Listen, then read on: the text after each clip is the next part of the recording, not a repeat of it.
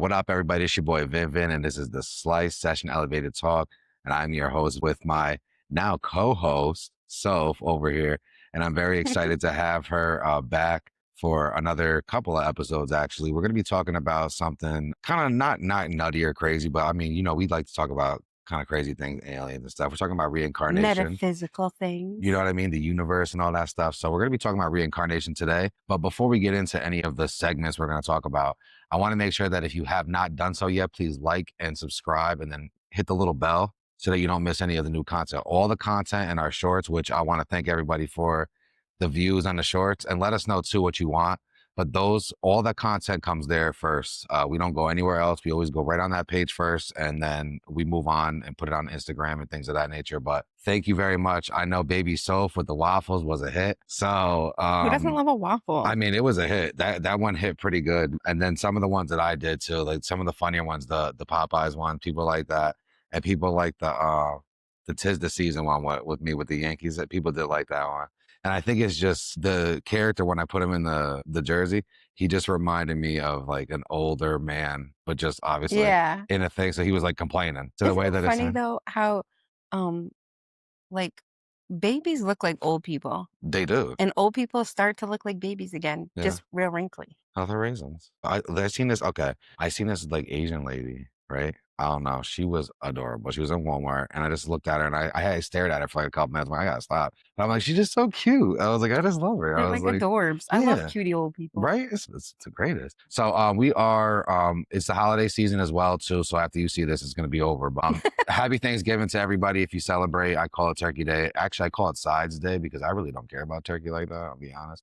I cook my stuff on Friday. We're going to Texas Day, Brazil as a family, which is going to be interesting and fun. And I think me and Sophia might have a surprise for you for that too. So we'll let you know about that. But we're going to go ahead, and I'm just going to plug myself real quick. Obviously, at The Slice Session, you can find me on YouTube. You can find me on Instagram. You can find me on TikTok. So if you go ahead and plug yourself before we get going. You can find me here. And on IG at Sophadeli, SOPHADELI. I have my actual business page is under construction, so stay tuned for that. There you go. And we'll make sure that when it's up from construction and built, we will make sure that we push it out and all that stuff as well. Be sure to take a look at the comments and stuff like that. You're going to see the equipment that I use to record. You're going to see the software that I use to record down there with links and things. I do not get any money for those links, but I feel like me and Soph were talking about people just starting things out. And this is my third podcast, so I've started with nothing, and I really don't have too much, but I have more than I definitely had, and it's taken me some time. But I feel like we want to make sure people are out here. If you have a story to tell, even if it's just to you and 5 of your friends, like get out there and tell it. Like pull your phone out and record yourself. Like literally, you can buy these lavalier mics. You know what I mean? They're a little bit pricey or whatever, but you can buy, you know what I mean? Little cheapy little mics, use your AirPods, done. You know what I mean? Like it's that easy. So I just want to make sure everybody is seeing what we're doing and how simple it is to bring you what we talk about. It's never going to be what we bring you, but I'm trying to break my perfectionism quality. There you go. So I'm trying to use an 80-20 mindset where like, if it's 80% good, just do it, put it out. I mean, right? Stop waiting for that 20 because I battle with the perfectionism gene, and I don't put a lot of good stuff out because it's not perfect to me. But there's a lot there's a lot of stuff I should and haven't, and I don't want to regret it. So I'm starting to do it more by working on the like 80-20. Yeah. If I get it to 80%, do it. Like I agree. So I'm here doing it. See, and I appreciate her doing it. Right? It's not easy. Like to be. This is still a little bit of a vulnerability thing too. You know what I mean? Being here and having a conversation and just doing this and talking about whatever. But yeah, I agree with you 100%. Like there's some stuff I see out there, and I'm not trying to knock anybody because they're out there doing it, but I see things and I'm just like, I could have definitely did that better or have. But again, did that perfectionist thing or that like, should I put it out? It's that 20% fear of like, I don't want to do it. But she is very talented. She's more talented than I am when it comes to art, but she really inspired me. Yes, she is. She's lying. She's inspired me. Well, I guess we all have our own mediums. I have certain mediums I think I'm probably better at because I like better, but she's she helped me with my art, but so did my grandmother, and just in general, I think just being inquisitive. Was it influencing my art too? Right? Like, my grandma always had googly eyes and wooden sticks. Always. You started acting up in the house, it was like, oh, here, let's break out the craft box, and it was like shit that like magnets in there, like things that you would just glue together and make a house or whatever. But that's where my mind spatial went. That's why I did architecture. I love Legos. All of it started there. That lady was just the foundation of everything. And my stepmother, Anne, she was an artist. She influenced me a lot too. Maybe even earlier than your Nana, but really, yeah, like around 4. She was 4, 5-ish, 6-ish. Yeah, she was really like helping me. Yeah, try to figure it out. My school, the elementary school, was very hands-on. So a lot of the things that we did in art and stuff, we did our finger painting, and we did color theory. We did all these things that just got me interested. And I didn't think at that age I'd understand it. I still don't understand some of the color theories. I try my hardest to what colors go with what. But anyways, let's get back to it. Always want to talk about the main topic. So we're going to talk about reincarnation. And for me, reincarnation has always been something I've believed in different forms, I guess, and different types of fighting. Because I feel like it's not just, some people say you get reincarnated as a bug or a cat. We were talking about with Peyton and stuff. Like Peyton is our 3-legged cat. The family cat will say we love him. We were talking about those kind of things, right? And for me, when I say I've lived multiple lives, I feel like I just have. I love too many nostalgic things, I know too much or feel too connected to certain things. And I know that people have interests and whatever, and you research your stuff, but what do you feel, before I get into anything with me, what do you honestly feel about what reincarnation is? What do you feel about it? Well, I have a lot of thoughts on this, so I actually wrote some down. She wrote it down. I brought a notebook. We came prepared today. Because I just have so many different beliefs. I'm not 100% set on any one belief, other than the fact that I don't want to come back again. Okay. I want this to be my last lifetime on Earth.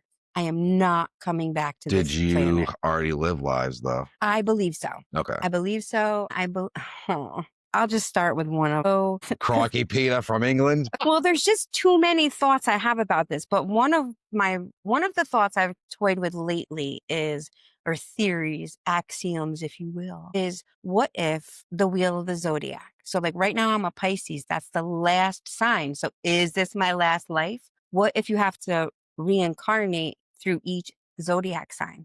Like you're a Cancer, so you still got a lot of lives to go before you're through the wheel. And that would make you on your Aries, like 4th lifetime. Yeah. So that's one thing I toy with lately. That's interesting. Though, I'm on Pisces. It's my last one. But that's more believable than what I was going to say. Like, I'm going to tell you what I think, but that's way more believable. That's one of them. More scientifically, not astrologically backed, where you can actually make sense of it. Yeah, I don't know if that is like, I don't know. I like that, actually. But I really do. I do. That's one that I really like. And then another one is multiple lives within this one life cycle. Yes. Yep. I want to get to that too. Yeah. As an elevator person, that's what I refer to myself as, because I feel like I'm constantly elevating in my consciousness. And as I learn new information, I change my thought process about things. I feel like, what if I know that I've been through so many rebirths in this lifetime. Yeah. I feel like any act of like trauma or betrayal, you create a whole new life after that. But you also have to, it's a defense mechanism. Yeah. You are a whole new person after that. Yeah. I don't get it, but I feel it. Well, I think it's not something that people will, like you said, they're not going to get it. You are just going to feel it. I feel it. And it might not happen right away after the trauma. Like it might take some time for you to really feel like, all right, I'm different, or I know better, because whatever happened to me, I'm still putting my guards up. I know next time, whatever, you know what I mean? But it's just the Zodiac thing I really enjoy. I didn't even think about something. That. Like, I'm going to have to do some research into that a little bit because it does make sense to me about, like you said, I don't know how many lives I've lived. Right. But I know I feel like definitely I've lived other lives. And for sure. That to me is more plausible than when we were talking about the avatar, the people playing you, right? Yeah. And what I thought about that though, too, to throw that in there, is that think about if the person that's playing the game, right, is the same person playing the game. Everybody is different on their planet. They're playing whatever. They're playing GTA, life, whatever. Doesn't it make sense that your character, if your character dies, you're recreating somebody completely different, but yeah, the person that's creating it is the it's same still person controlling it. creating it. So doesn't it make sense? I mean, it doesn't necessarily make sense, but it makes you think that there's a possibility of that's why I can remember certain things because my character died, but the person that is playing me, The controller, the yeah, creator. is like, I know that's way less plausible than the Zodiac, No, I get what you're but it's saying. kind of, they made me think, I was thinking about that. I'm like, that's kind of nutty. Like, I just thought Well, about it. because like in past lives, I could be a man. I could Yeah. be anything. I could be whatever. I don't always have to be a female in those past lives. Yeah. So Yeah. that's like, it is a different character, but it's still my soul, Yeah. my spirit. Yeah.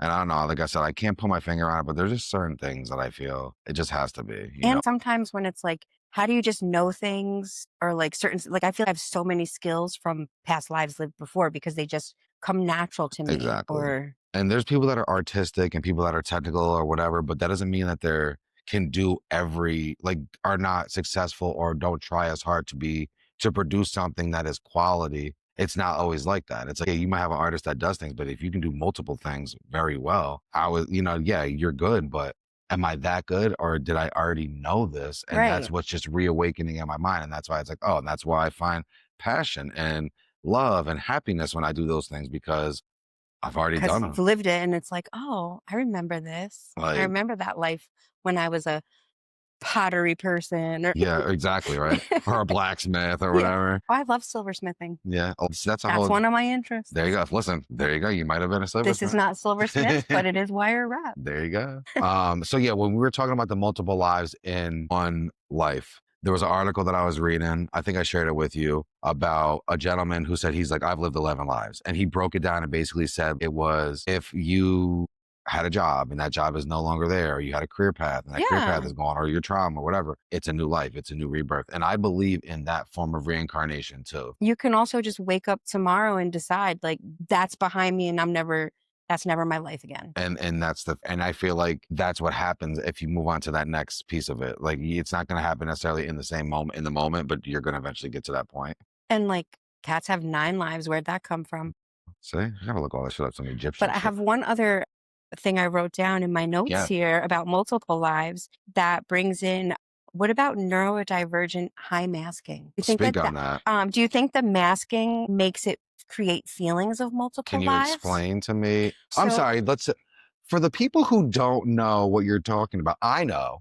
But for those of you who don't know, because I really don't know, can you explain to me like what you mean So, by high masking? like Or neurodivergent high masking? well, because sorry. it's a quality that happens a lot with certain neurodivergence where you mask who you truly are because you've Right. learned through society that like, maybe that's not socially acceptable in every setting. So you you're now masking to match your surroundings or the people you're around Okay.